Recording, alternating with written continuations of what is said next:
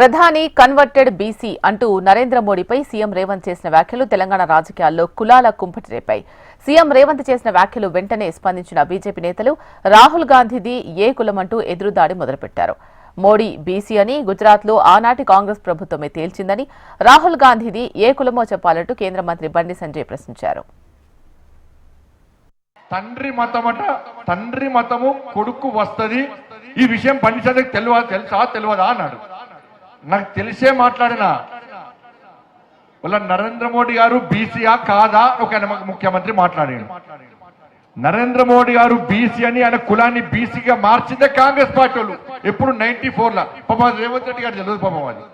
ఇవాళ నరేంద్ర మోడీ గారు బీసీ కాదినప్పుడు నేనేమన్నా అంటే మరి రాహుల్ గాంధీ గారు ఏ మతము, ఏ కులము, ఏ జాతి, ఏ దేశమో అన్న. రాహుల్ గాంధీ గారి తాత పేరు ఏం పేరు తెలుసా? ఫిరోజ్ ఖాన్ గాంధీ. ఇవాళ కాంగ్రెస్ పార్టీ వాళ్ళు ఏమంటారు అంటే రాహుల్ గాంధీ పక్కా బ్రాహ్మణ్ అంటున్నారు. ఎట్లా బ్రాహ్మణ్ అవుతాడు? రాహుల్ గాంధీ తల్లేమో క్రైస్తవురాలు. ఎవరు? ఏం పేరు? సోనియా గాంధీ.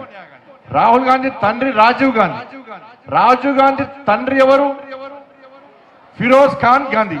ఫిరోజ్ ఖాన్ గాంధీ ముస్లిం అయితే రాజీవ్ గాంధీ ముస్లిమే. మరి రాజీవ్ గాంధీ ముస్లిం అయితే రాహుల్ గాంధీ ఎవరు? ముస్లిమే కదా.